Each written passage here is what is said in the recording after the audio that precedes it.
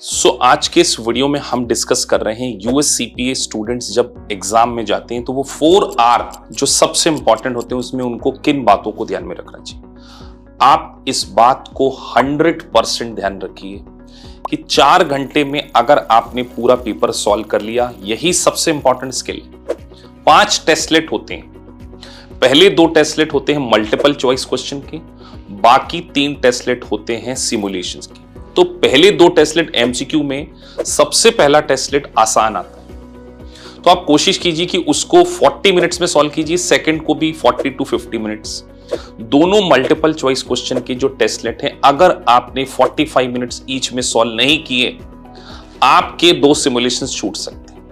2.5 hours आपके पास बचा होना चाहिए सिमुलेशन को सॉल्व करने के लिए। 7 सिमुलेशंस आपको सॉल्व करनी है, तो 2.5 घंटे बहुत इंपॉर्टेंट है। अगर आपने किसी एक सिमुलेशन में एक्स्ट्रा टाइम ले लिया ना, आपके 2 सिम्स छूट जाएंगे। इसीलिए मेरी एडवाइस आपको यह है कि हर सिमुलेशन के लिए 20 से 25 मिनट सफिशिएंट हैं। आप 20 मिनट्स के अंदर सॉल्व कीजिए, जितना आपसे सॉल्व हो रहा है उसको सॉल्व करके आगे बढ़ जाइए, क्योंकि अगर आपने किसी एक्स्ट्रा टाइम ले लिया उससे सॉल्व नहीं होने वाला है। और सिमुलेशंस बहुत रेयरेस्ट केस में सभी के 100% सॉल्व सही होंगे। तो स्टेप मार्किंग होती है, जितनी उसमें सेल्स हैं, जितने उसमें ऑप्शन है, उसको कंप्लीट कीजिए। With in time limit paper को सॉल्व करने वाले बच्चे 100% पास होते हैं। मेरा एक्सपीरियंस, जब भी कोई स्टूडेंट एग्जाम देके आता है तो सबसे पहले टेलीफोन पे मैं उससे यही बात करता हूं कि 4 घंटे में आपको सिमुलेशन जो एग्जिबिट वाले थे, बड़े सिमुलेशंस थे, उसको आपने कैसे डील किया।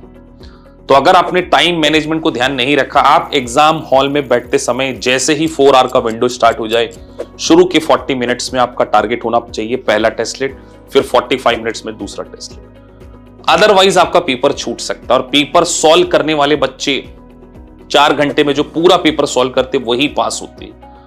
सारे सिमुलेशन सही नहीं हो सकते, बहुत कोई रेयरेस्ट पर्सन होगा जिसके सारे सिम्स हो। देखिए, इतनी बड़ी एग्जाम है, बीच में कई बार स्टूडेंट पैनिक कर जाते हैं, तो 15 मिनट का जो गैप होता है वो बहुत इंपॉर्टेंट, उसको 100% यूटिलाइज कीजिए।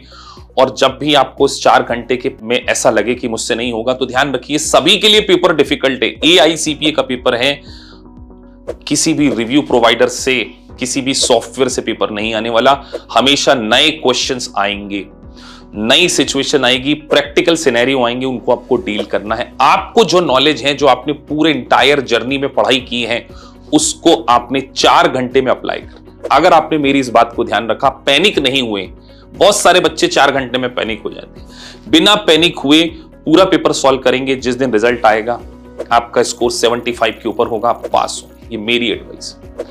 इस छोटे से वीडियो में मैं आपको यही बोलने जा रहा हूं, सीपीए एक बड़ा डिसीजन है, सोच समझ के लीजिए और प्रॉपर प्रिपरेशन के साथ में ही एग्जाम दीजिए। So thank you for watching this video. अगर आपको वीडियो अच्छा लगा है, so please like and subscribe the channel. Thank you for watching this video. Thank you very much.